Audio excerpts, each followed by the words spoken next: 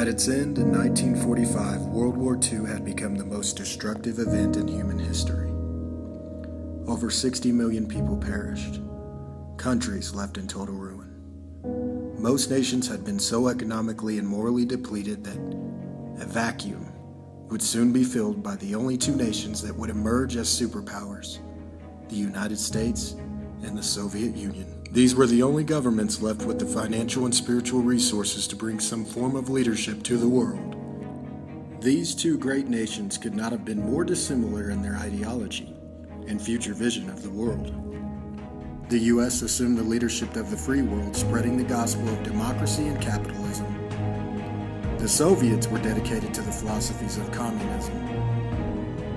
During the next 45 years, the Soviets and the U.S. squared off in a battle of ideology, military dominance, and global political power. Fueled by stockpiles of nuclear bombs and missile technology, both superpowers became embroiled in a hectic battle for supremacy.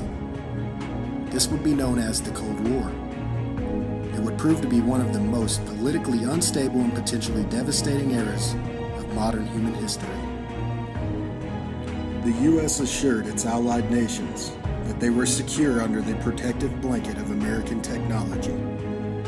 Sure, the Soviets had the bomb, but their lack of technology prevented them from effectively delivering it. This would all change on October 4th, 1957. The Russians would stun the world with Sputnik 1 into orbit, the world's first artificial satellite aboard a secret Soviet rocket. Sputnik 1 changed the political balance of the world overnight. The Soviets had made their point. They controlled the high ground now, not the Americans. Sputnik could have just as easily been a nuclear weapon waiting to be dropped anywhere on the U.S., and we had no way to stop it. Before the Americans could react, the Soviets launched Sputnik 2, a satellite weighing just over 1,100 pounds and carrying the first living object into orbit, a small dog named Laika.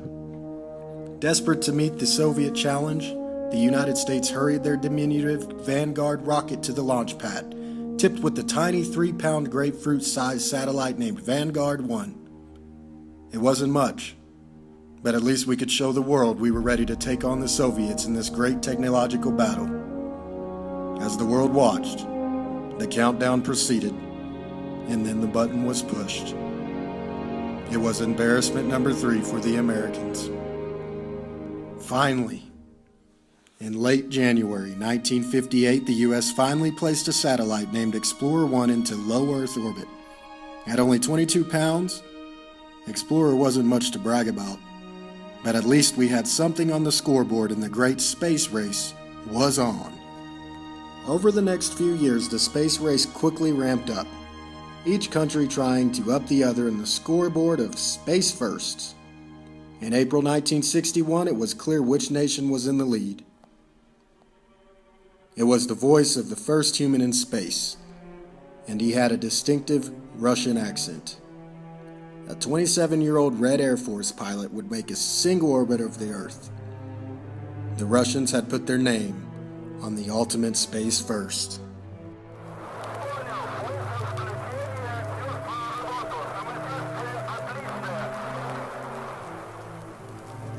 The Cold War was heating up.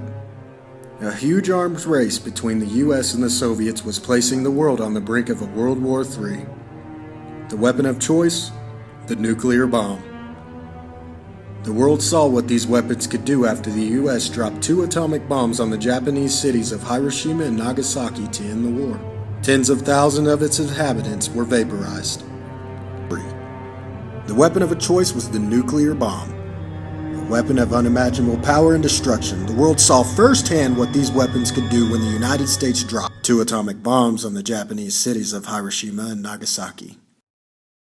This is the American Mark VI warhead, one of the largest thermonuclear devices ever developed. It was built to ride the tip of the giant Titan II rocket, also displayed here. At detonation, this bomb had the explosive power equal to more than 600 times the Hiroshima bomb. And we did not have just one. Over 1,000 of these weapons were aimed at cities and targets in the Soviet Union. And the Russians had an equal number pointed right back at us. Such was the fear and paranoia we all lived in during the Cold War. One false move by either side and all of the missiles would have been released with the obvious consequences of destruction of the world. President Kennedy made a bold move to defuse this tension. In May 1961, Kennedy went before Congress and challenged the Soviets to a race to the moon. No technology existed that would have allowed either country to achieve such an audacious goal. But that was what Kennedy was banking on. The dramatic achievements in space which occurred in recent weeks should have made clear to us all, as did the Sputnik in 1957, the impact of this adventure on the minds of men everywhere who are attempting to make a determination of which road they should take. Since early in my term, our efforts in space have been under review. With the advice of the Vice President, who is Chairman of the National Space Council, we have examined where we are strong and where we are not, where we may succeed and where we may not. Now it is time to take longer strides, time for a great new American enterprise, time for this nation to take a clearly leading role in space achievement, which in many ways may hold the key to our future on Earth.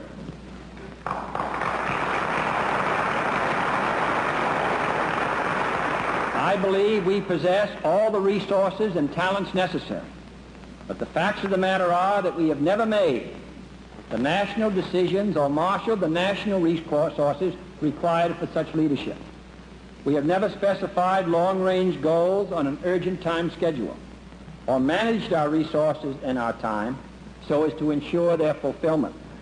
I therefore ask the Congress, above and beyond the increases I have earlier requested for space activities, to provide the funds which are needed to meet the following national goals. First, I believe that this nation should commit itself to achieving the goal, before this decade is out, of landing a man on the moon and returning him safely to the Earth. No single space project in this period will be more impressive to mankind or more important for the long-range exploration of space, and none will be so difficult or expensive to accomplish. In conclusion, let me emphasize one point. It is not a pleasure for any President of the United States, as I'm sure it was not a pleasure for my predecessor, to come before the Congress and ask for new appropriations which place burdens on our people. I came to this conclusion with some reluctance. But in my judgment, this is a most serious time in the life of our country and in the life of freedom around the globe. And it is the obligation, I believe, of the President of the United States to at least make his recommendations to the members of the Congress so that they can reach their own conclusions with that judgment before them. You must decide yourselves as I have decided. And I am confident that whether you finally decide in the way that I have decided or not, that your judgment, as my judgment, is reached on what is in the best interests of our country. He knew that out of national and political pride, both countries would have to divert a significant amount of their financial resources and brainpower away from the arms race and focus on getting to the moon. In Kennedy's mind, it was the far better option. The path to the moon pushed the limits of both nations to their brink, and the technological challenges at times seemed impossible. To get to the moon, two of the greatest and most critical challenges that had to be overcome were spacewalking and extravehicular activity, and rendezvous, navigating two spacecrafts together to a single point in space. Using their small pathfinding two-person spacecraft named Gemini, NASA found the way to launch a mission every 2 months. On December 15th of 1965, the U.S. launched Gemini 6 with the crew of Wally Schirra and Tom Stafford. Their primary goal was to perform the first rendezvous in space with another craft, a procedure that was paramount in getting humans to the moon.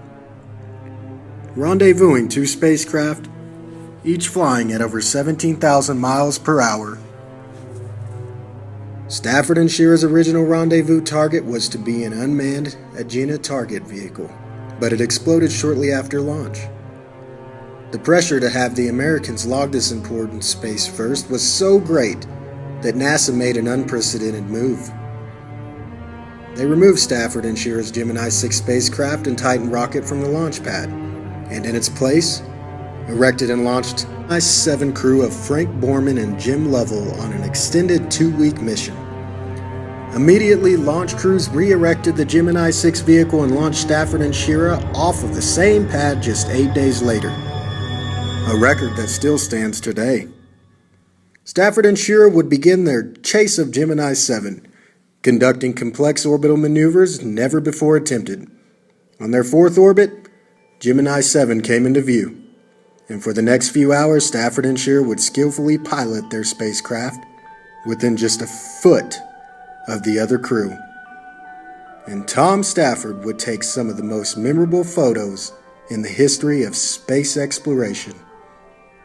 The world's first space rendezvous had finally been achieved, and this time, it was the Americans that had done it. It all came together 40 years ago in July 1975. Welcome to the Apollo-Soyuz 40th anniversary